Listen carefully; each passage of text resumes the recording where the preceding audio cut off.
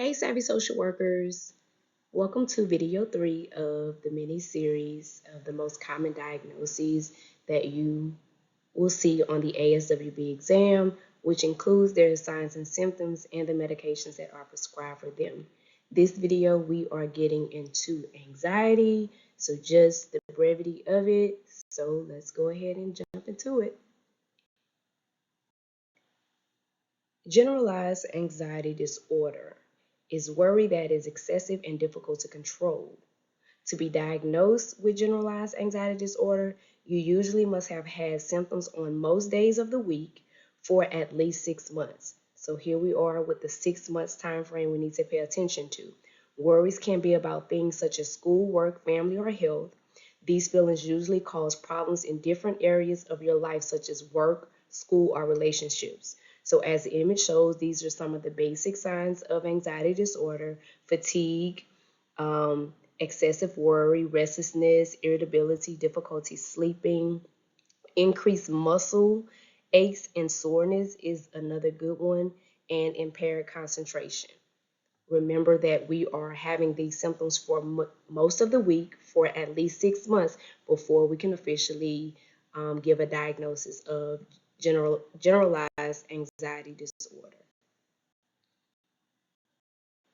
So just like we discussed with the image in the last slide, we're just going to go a little deeper for this one with the symptoms. Just remember that the hallmark, oh my God, symptoms of generalized anxiety disorder is constant fear and worry. Constant fear and worry. Okay, so when we are assessing for this, we are looking for the following. Number one, the presence of excessive anxiety and worry about a variety of topics, events, or activities. Worry occurs more often than not for at least 6 months. I'm going to stress that time frame for y'all, okay? And it is clearly excessive. Number two, the worry is experienced as very challenging to control. The worry in both adults and children may easily shift from one topic to another. So it can go from family to friends to finances. Okay, so the topics can shift, but it has to still be excessive.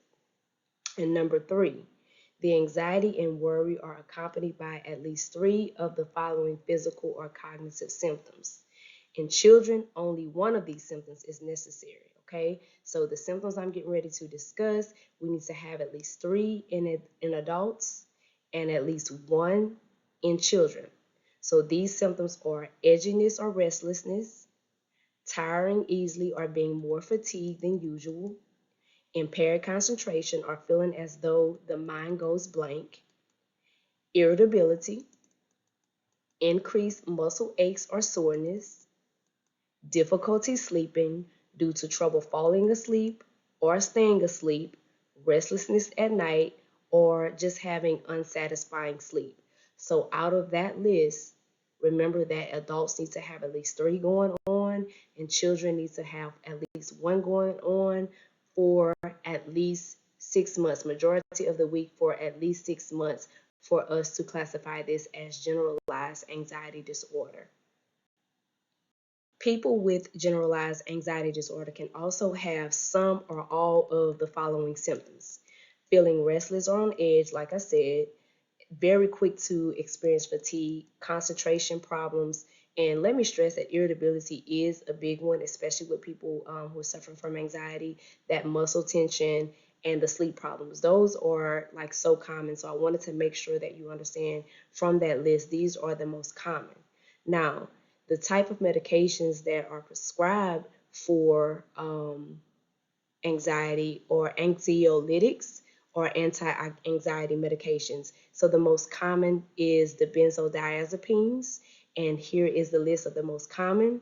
For this one, I would definitely say no both because I've seen questions in regards to asking both. So knowing Xanax, alprazolam, clonazepam is Klonopin, diazepam is Valium, and lorazepam is Ativan.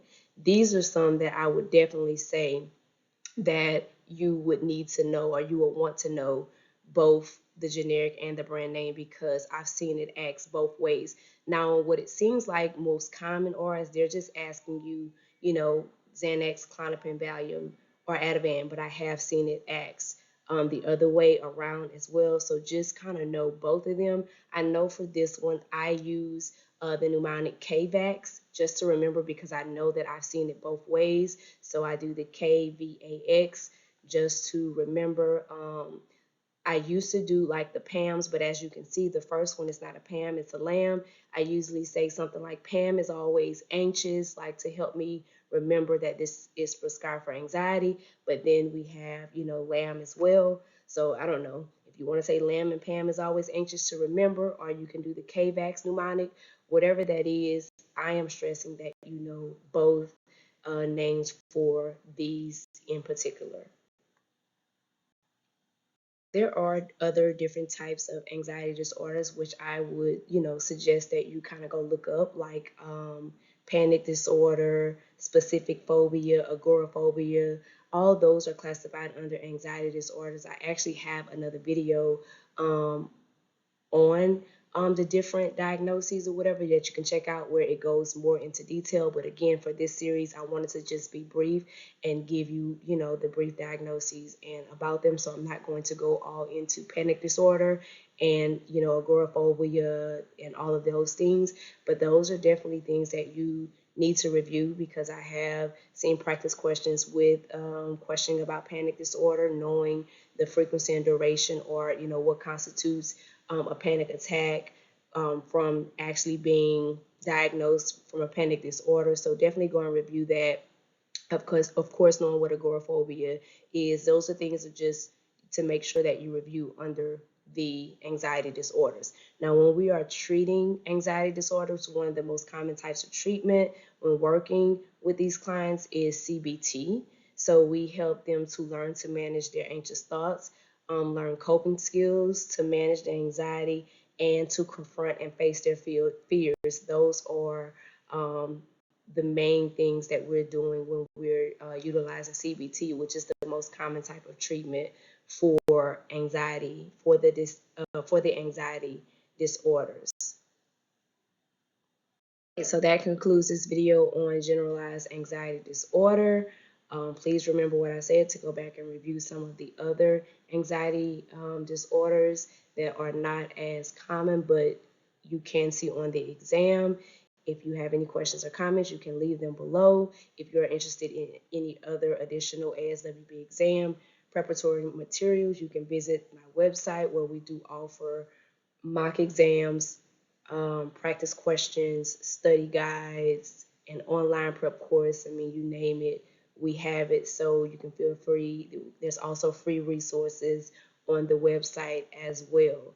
So again, thank you. I appreciate you being here. This is video number 3 in the series, in the mini series of just understanding the most common diagnoses that you can see on the exam. I hope this video was helpful. Let's continue to get those passes the savvy way.